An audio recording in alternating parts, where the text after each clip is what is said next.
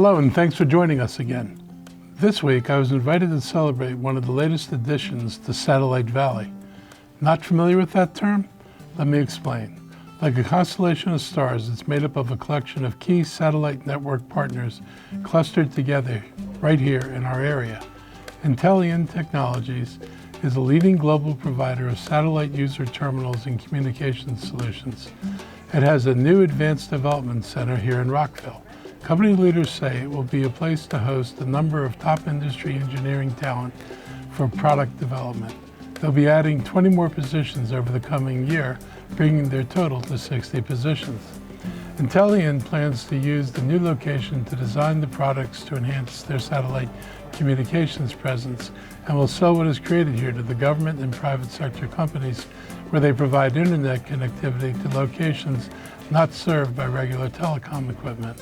Company leaders are highly confident that locating the new facility here in Maryland will allow them to remain at the forefront of technological innovation in the industry. I thank the company for choosing to expand their company here in Montgomery County, and I wish them success to the moon and back. Much of my focus on my proposed FY24 operating budget has been its impact on schools, but there's a lot more to discuss, including how it ties in with our goals of producing a greener county. The budget I sent to the Council tackles climate change challenges in a variety of ways, but I want to mention two positions that will help residents and businesses better navigate the options and requirements for electrification and solar power. These positions will make it easier for residents and businesses to take advantage of programs already in place to go green. The budget also includes money to advance community choice energy consultant support, climate grants for community organizations, and for the management of an electric vehicle purchasing co-op. It also increases funding to plant more shade trees. In March, we planted our 10,000th tree since launching the Tree Montgomery program.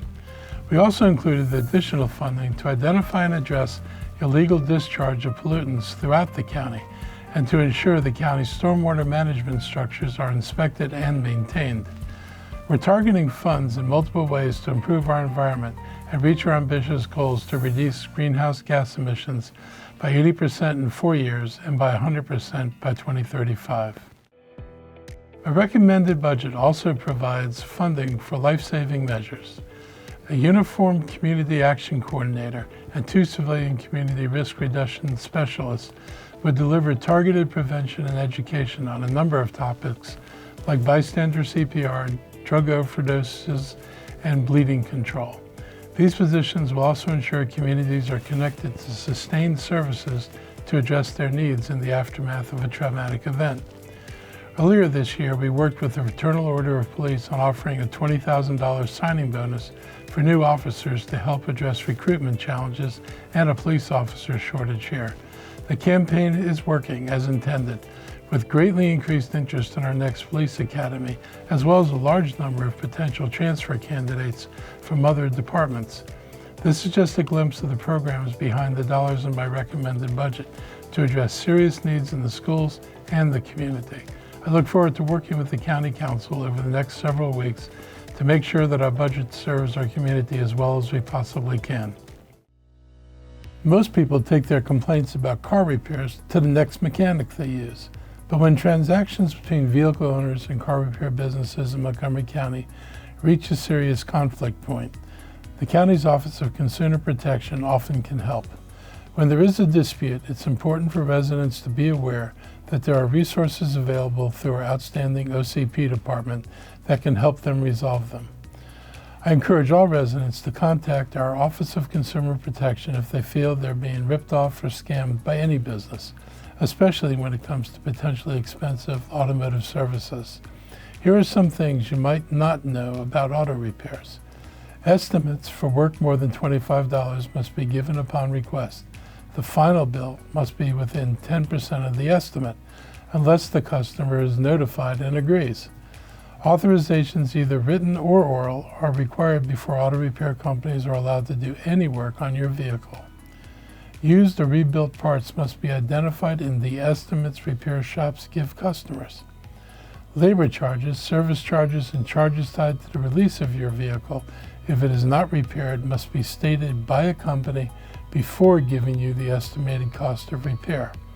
It is important that the relationship between the consumers and car repair operations be one of excellent service, respect, trust, and transparency. To learn more about how the Office of Consumer Protection can help you with automobile or other consumer issues, please visit montgomerycountymd.gov/OCP. On the COVID-19 front, while the community threat is low and there are fewer patients in our hospitals, we're continuing to monitor and be prepared for a next potential wave.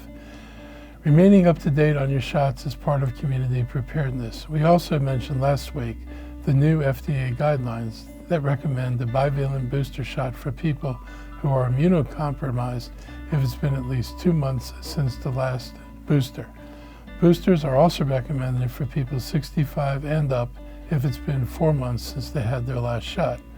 Sometime this summer, those guidelines will be reevaluated in time for the start of school. Finally, I'm saddened by the death of civil rights activist, actor, and singer Harry Belafonte, a beloved American icon.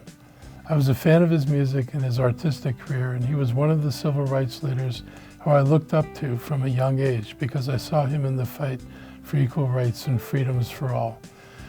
Our nation will forever be indebted to Harry Belafonte and the fellow civil rights leaders of his generation. We remember their commitment to using their resolve and strength to fight for freedom and liberty for all. That's a wrap for today. I hope you have a great week, and I'll be back again next week.